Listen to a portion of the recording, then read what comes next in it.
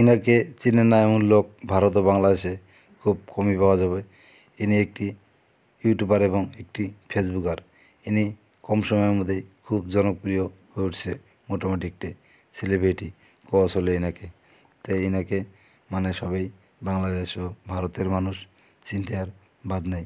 তো ইনি আজকে বর্তমান জেলে, কিন্তু কারণটা অনেকে হয়তো জানেন না। তো যে কারণটার জন্য ইনি জেলে, সেই কারণটা হলো বাবরি মসজিদ এবং রাম মন্দির। যে ঘটনা নিয়ে একটি ভিডিও করেছিল, সেই ভিডিওর পরিপ্রেক্ষিতে এনাকে আজ জেলে হাজতে রাখা হয়েছে। কারণ ইনি রাম মন্দির এবং বাবরি মসজিদ সম্পর্কে একটি ভিডিও তৈরি করেছিল। যে বাবরি মসজিদ এবং রাম মন্দির নিয়ে এতদিন ঝগড়া কেচাল অনেক বিবাদ হয়েছে, তো অবশেষে এই রাম মন্দির এবং বাবরি মসজিদের একটি রায় হয়েছে। যাই হোক, সেখানে একটি রাম মন্দিরও তৈরি হবে, একটি বাবরি মসজিদেরও জায়গা দেওয়া হয়েছে।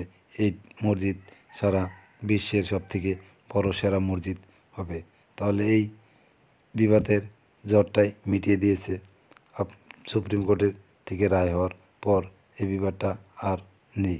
কেন নতুন করে এই বিবাদটা করতে হয়? যাতে আপনারা কেউ এই মন্দির এবং রাম মন্দির এবং মসজিদ বাবরি মসজিদ নিয়ে কোনো ধরনের ভিডিও করে বিতর্কতে জড়িয়ে না যান, এটি আপনাদের কাছে আমার অনুরোধ। আপনারা ফেসবুক চালাবেন চলান, ইউটিউব চালাবেন চলান, তো ধর্মীয় অনুষ্ঠানকে নিয়ে আপনারা কোনো মন্তব্য না করাই ভালো। যেমনটা এই কেকে শহীদ করেছিল, আজ ওনার জেল হাজতে থাকতে হয়েছে। কারণ উনি ওনার পক্ষ থেকে সব কথা ভালো হলেও সে কথাগুলো যেমন আইন বিরোধী।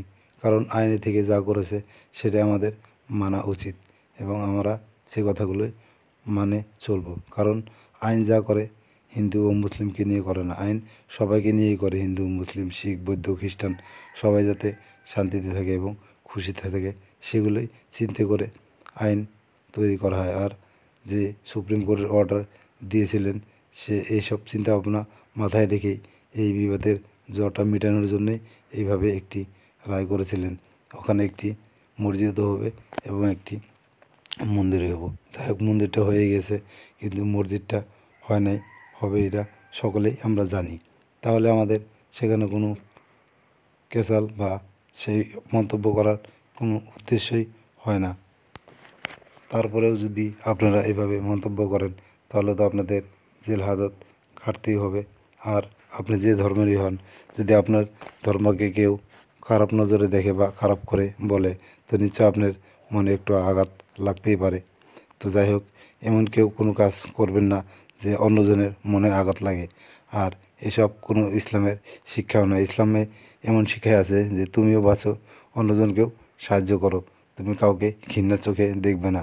যে অন্য তোমার আল্লাহ বাদ দিয়ে অন্যজনকে পূজা করে, তাকেও তুমি ঘৃণা করবে না।